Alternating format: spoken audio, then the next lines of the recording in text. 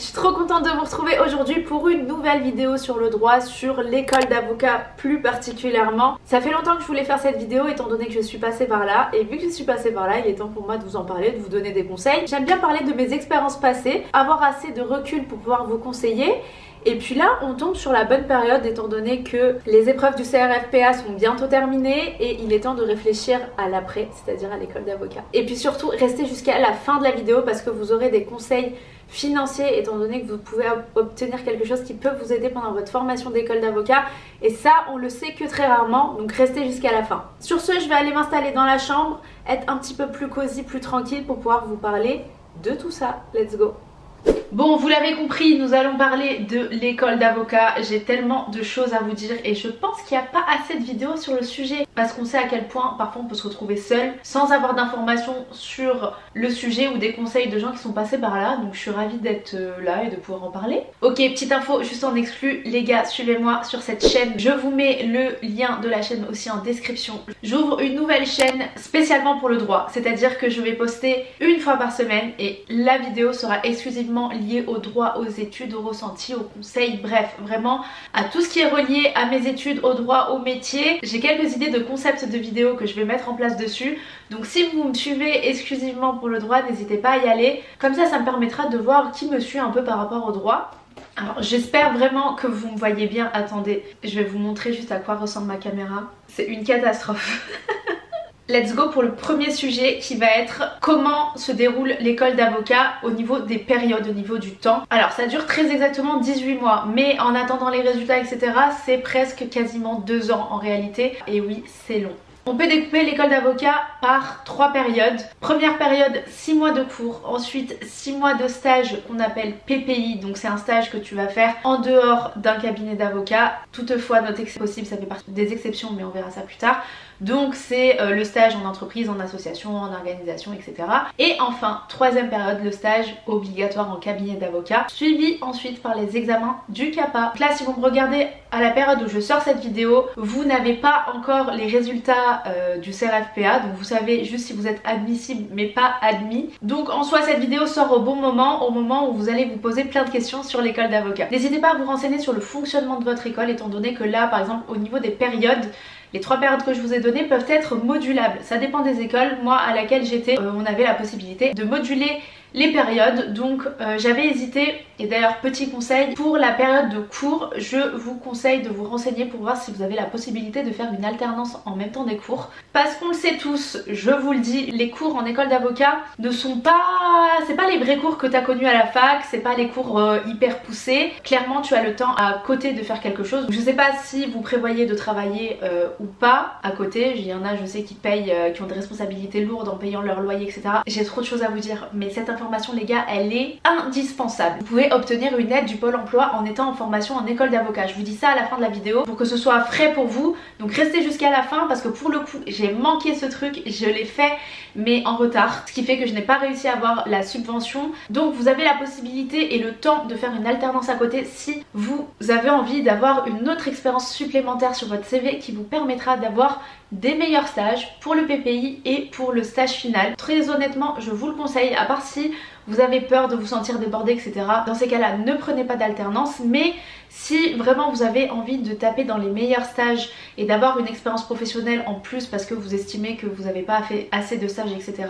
L'alternance est possible pendant les 6 mois de cours et le rythme est un peu bizarre dans le sens où je crois que vous avez cours le matin et l'après-midi vous avez votre expérience professionnelle ou le contraire, soit en matinée soit l'après-midi, bref. C'est pas un nombre de jours qui est défini, c'est-à-dire que vous faites les deux tous les jours. Je sais pas si je suis claire, mais en tout cas moi dans mon école d'avocat c'était ce rythme là et je pense qu'en région parisienne c'est la même chose et je pense vraiment que c'est une bonne chose à faire si vous voulez valoriser votre CV. Sachez que vous allez beaucoup travailler en groupe si vous avez l'opportunité. Je pense que dans toutes les écoles d'avocats vous choisissez peut-être une spécialité en plus.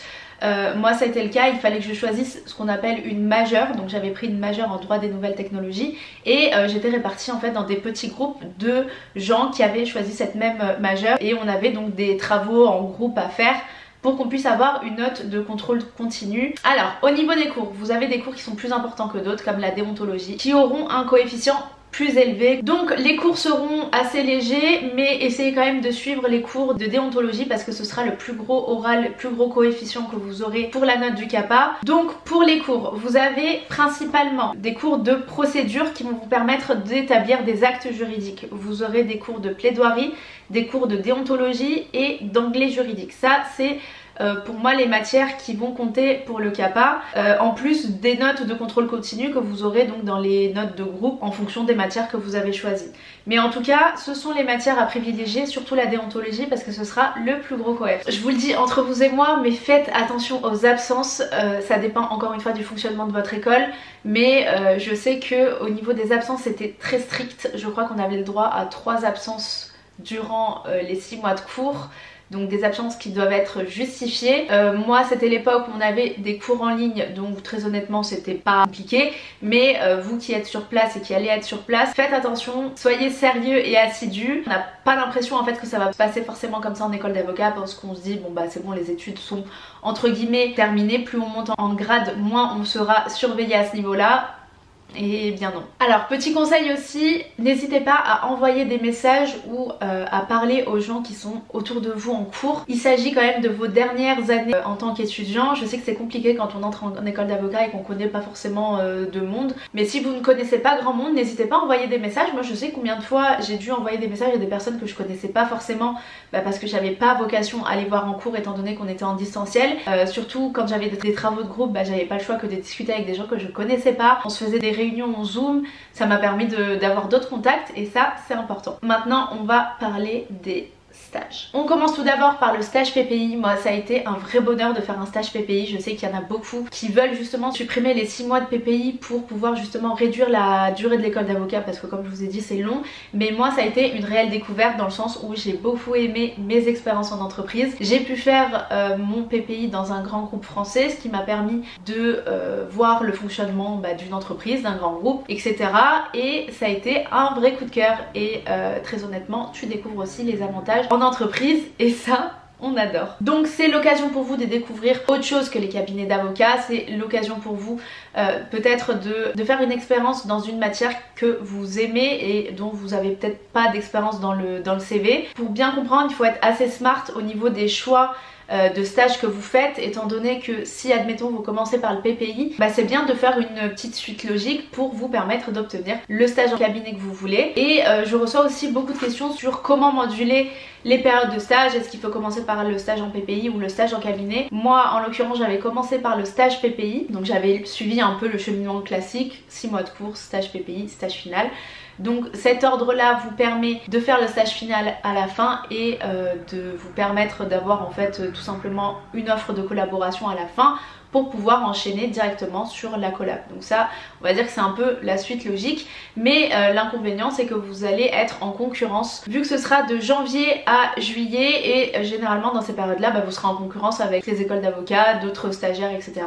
Alors que si vous commencez par le stage final avant, vous aurez un peu moins de concurrence étant donné que ce sera de juillet à décembre. Moins de concurrence, ok, mais effectivement il y a quand même un élément à prendre en compte, c'est que vous ne pourrez pas enchaîner avec la collab étant donné que vous allez terminer avec le PPI. Voilà, c'est à vous de voir, à vous de réfléchir, peser le pour et le contre, voir un peu les propositions que vous avez, sachant qu'il y a vraiment beaucoup de concurrence pour les stages. Je vous le dis en connaissance de cause, c'est parfois pas facile de trouver le stage qu'on veut. Donc je vous disais tout à l'heure que vous avez aussi la possibilité de faire un stage en cabinet même pour le stage PPI. On en arrive à la 3e période qui est donc la période du stage final. Alors je sais que beaucoup se mettent la pression à se dire bon voilà, le stage doit être hyper bien choisi parce que ça peut justement mener à une collaboration. Donc oui effectivement, préparez bien votre CV et vos expériences avant pour pouvoir obtenir le stage final que vous souhaitez pour espérer avoir une collab si c'est vraiment ce que vous souhaitez. Au niveau des périodes, encore une fois, réfléchissez bien, c'est à vous de prendre cette décision. Mais je vous conseille vraiment de postuler vraiment à l'avance.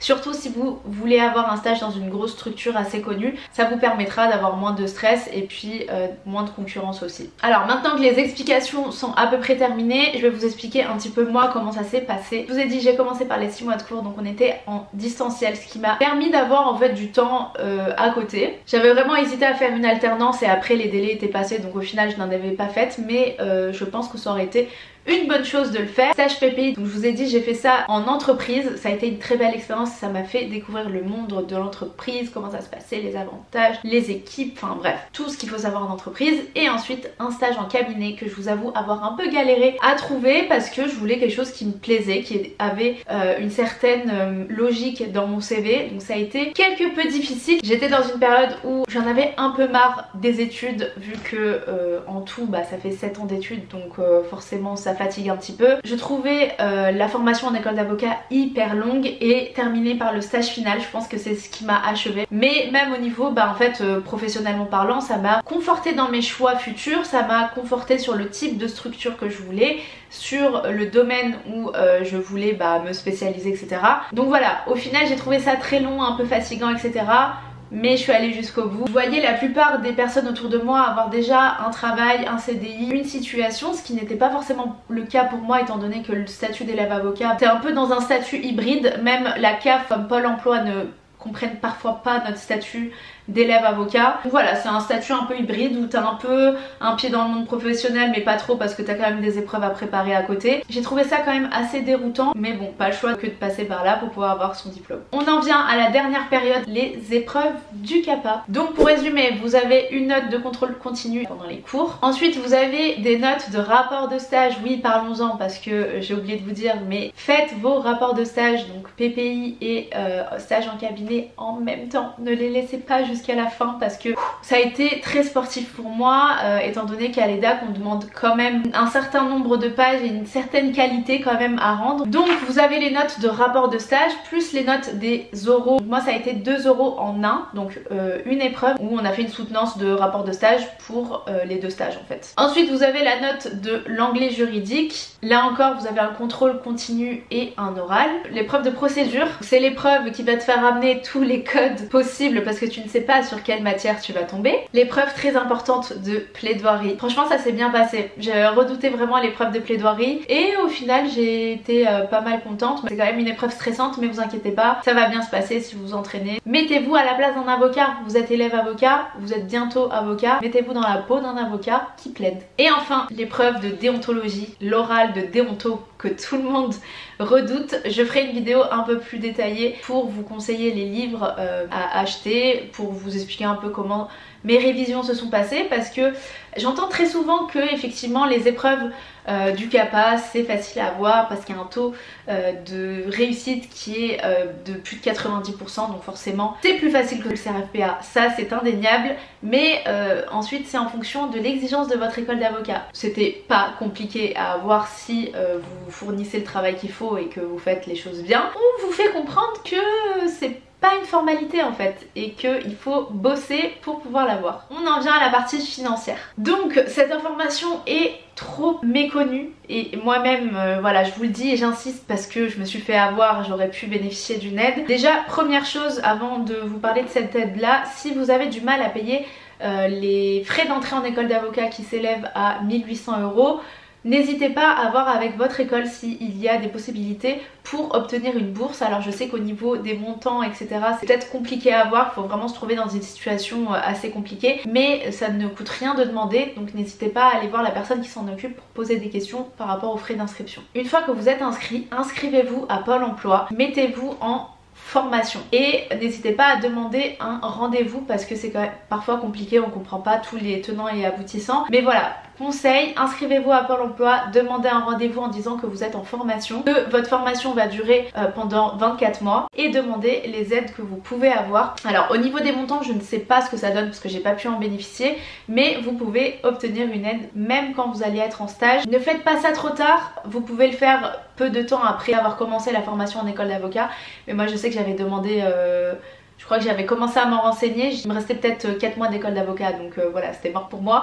Mais si vous inscrivez dès le début, que vous faites les démarches dès le début, ça va le faire. N'hésitez pas à solliciter les organismes qui peuvent vous aider. Il me semble qu'il y a aussi la CAF qui peut peut-être s'appliquer, donc voilà, demandez des rendez-vous, que ce soit avec le Pôle emploi ou la CAF, pour savoir au niveau des aides qu'est-ce que vous pouvez bénéficier.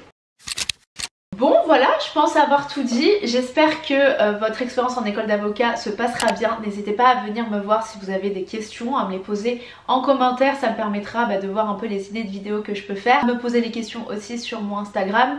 Et puis voilà, profitez de vos derniers instants en tant qu'étudiant. Faites les choses bien, tenez bon jusqu'au bout parce que je sais que ça peut être fatigant et qu'on peut être parfois découragé. Mais pour le coup, là c'est votre dernière épreuve pour enfin accéder au métier que vous voulez. Donc, donnez tout. Sachez que si je suis passée par là, c'est que vous en êtes capable aussi. Je pense avoir tout dit et après ces mots de motivation, je vous fais plein de gros bisous et puis on se retrouve bientôt pour une prochaine vidéo.